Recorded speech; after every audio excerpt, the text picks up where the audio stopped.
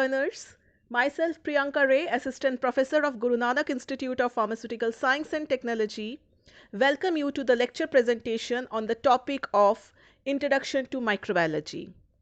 This topic belongs to the subject Pharmaceutical Microbiology with paper code PT319 and it is taken from Unit 1. This is the second lecture of the topic. So here we go into the details of this topic. Here is the description of the different course outcome of the subject Pharmaceutical Microbiology for B.Pharm 3rd semester. And you can see I have also mentioned the different Bloom's taxonomy level attained by each course outcome. Without wasting any further time, let's discuss about the topic application of pharmaceutical microbiology. In this lecture, I am going to discuss in detail about the different applications of microbiology in the field of pharmaceutical sciences. So here we go to start with the first application, that is the production of antibiotics. You can see that 2/3 of the antibiotics are produced from the microorganisms. Many antibiotics are also isolated from the natural microorganisms by the process of fermentation.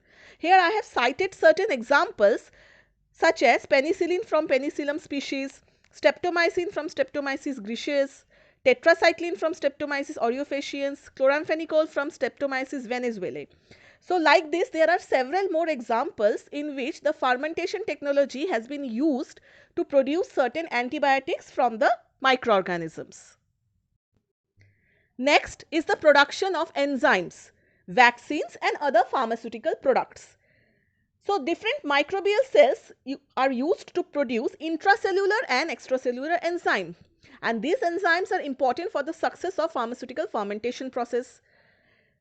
Some of the examples I have cited here, you can see that amylase are there, protease, lipase, invertase and so on. Also, the biosurfactants have lot of application in agriculture, food industries, industrial cleaning, leather, paper and metal industries, textiles, cosmetics and also in the pharmaceutical industries.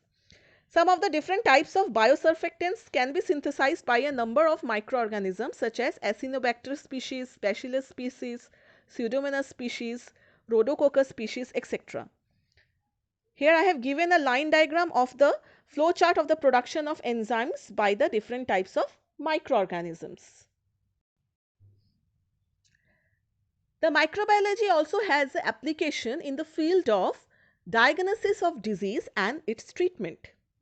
There are different tests that are used to detect the infectious microorganisms.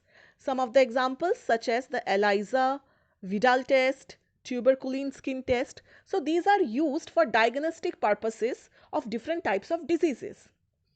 In the treatment of industrial waste material, most industrial processes produce wastewater, salts, organic matter and spent media, and these are very much toxic for environment. So these type of microbial species are used for decomposition of such waste materials and organic components. For example, actomycetes, fungi, protozoa, etc. And this particular process is also called as bioremediation, in which we are using the different microorganisms to eliminate the pollutants. So dear learners, here you can see in this particular slide, I have given you a detailed information of the different microorganisms that can be used to treat the pollutants, specifically aiming or focusing on the plastics. Some of the examples like polyethylene can be treated or decomposed by the use of these microorganisms. In the similar manner, there I have cited so many examples and also the respective microorganisms against each examples that are used to treat this type of plastic pollutants. Next application is plant growth promotion. Many microbial cells that are present in soil plays a very important role in the soil fertility, and this is very important for the proper growth of plant. It is also useful for herbicidal resistance, insect resistance, change in protein or oil content of the enhanced quality of plant products. Some of the examples of such microorganisms I have mentioned here. Those are Rhizobium species, Rhodospirillum species, Azotobacter species, Agrobacterium rhizogenes, Pseudomonas species, Acetobacter species. One particular example, such as Azotobacter crocum, which is used for nitrogen fixation of bacteria. Okay, it is the best example of living nitrogen fixing bacterium. It is capable of synthesizing and secreting plant growth hormone like thiamine, riboflavin, indole acetic acid, gibberellin, etc. Here I have given you the schematic diagram of the plant growth promotion. Okay, if the root exudes this type of biocontrol agents, it results in the antagonism to pathogens and the infections are eliminated out from the roots or from the soil. Next application is the sterile product preparation. Pharmaceutical microbiology plays a major role in preparation of the different sterile products. It deals with sterile rooms such as aseptic techniques, detection of microbes by sampling and sterility testing of different sterile preparations. So you can see a person over here is working under the LAF, that is laminar airflow, for conducting certain sterile preparations. This is the example of an autoclave. This is an incubator we use in the microbiology field. So sterilization of the different pharmaceutical products can be attained by the use of microbiological techniques. Any process or method that eliminates, removes, kills or deactivates all forms of life and other biological agents is called as sterilization. The examples are moist heat sterilization, dry heat sterilization, membrane filtration, gaseous sterilization and chemical sterilization. These are the methods used for the killing of microorganisms, and this is very much important for the production of different types of parenteral pharmaceutical products such as injectables, ophthalmic solutions, etc. Okay, dear learners, next we are going to discuss about the application of steroidal biotransformation. First of all, let us study about steroids. Steroids are physiologically active compounds of complex structure. Example is cholesterol, ergosterol, testosterone, progesterone, etc. The important steroids can be produced by microbiological biotransformations from the naturally occurring steroids. For this, we can take the help of different microorganisms such as Streptomyces species, Rhizopus species, Aspergillus species, Penicillium species, etc. Here you can see I have cited one example of the reaction. Here you can see the progesterone is with the help of Rhizopus nitrificans is converted to hydroxyprogesterone. In the similar manner, here also you can see that cortisterol with the help of a Corynebacterium species is converted to prednisolone. So this is a biotransformation process which is taking the help of different microorganisms for the conversion process.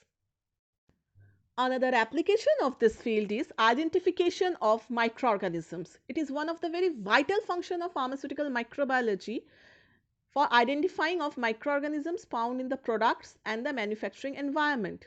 The microorganisms are isolated and identified by morphological, biochemical, cultural, microscopic characteristics and genetic study.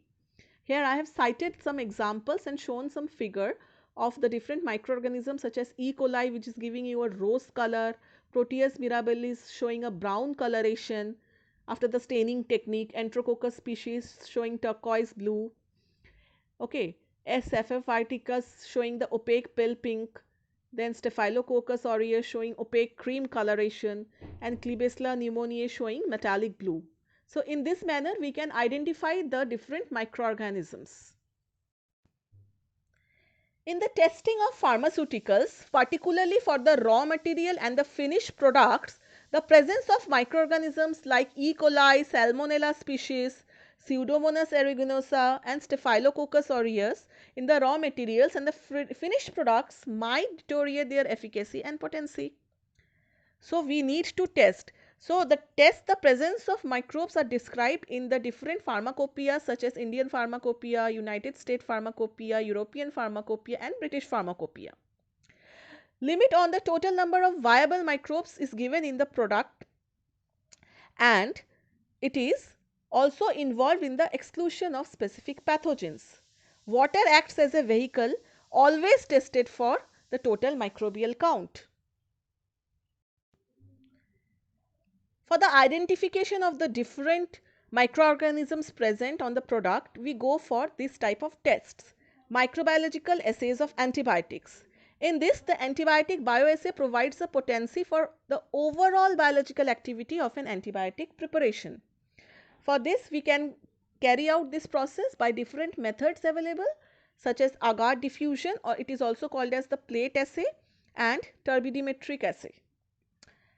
Evaluation of disinfectant. In this, the effective cleaning and disinfection of the manufacturing facilities are crucial to the achievement and maintenance of high quality standard required for medicine and the medical devices. Under this section, we can carry out the particular process by the use of different tests such as phenol coefficient test, cup plate method, turbidometric method, and Kilsey-Sykes test. Next is antimicrobial preservative efficacy testing. This particular test is mainly analyzing the efficacy of the different preservatives in fighting back the different type of microbial growth. The different type of pharmaceutical products and cosmetics are protected from attack by microorganisms by the use of preservatives. For example, methyl, ethyl, propyl, butyl parabens, sorbic acids. The preservatives should be non-toxic, easily available, and have broad spectrum activity. That should be the ideal characteristic of the preservatives. The efficacy can be determined by the use of cup plate method, turbidometric method, and total viable counting techniques. It is also used for the determination of antimicrobial efficacy of the preservatives. Next is the process of endotoxin testing.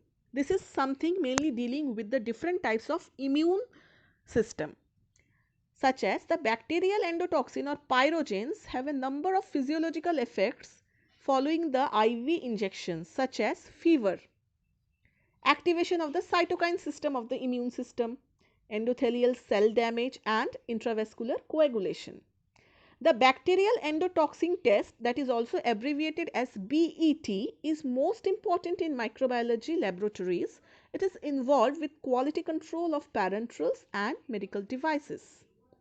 Lal test, gel cloth method, chromogenic endpoint, kinetic turbidometric assay, kinetic chromogenic assay are also used to detect the different types of endotoxins, and these all are microbiological tests. We also carry out the test for support of the sterility assurance system. The sterility test mainly applicable in running an aseptic area and microbiology lab. It is mainly performed in the laminar airflow cabinets for the parenteral preparations and other sterile pharmaceuticals to detect the presence of microorganisms. One of the term we use is bioburden testing.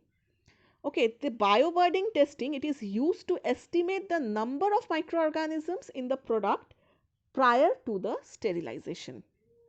Okay, so before the sterilization, how many microorganisms were present, and also after the sterilization to test the sterility assurance system. With this, we come to an end to the presentation for the different applications of microbiology in the pharmaceutical field. If you have any queries, you can mail me your queries. Thank you for following and listening to my lectures.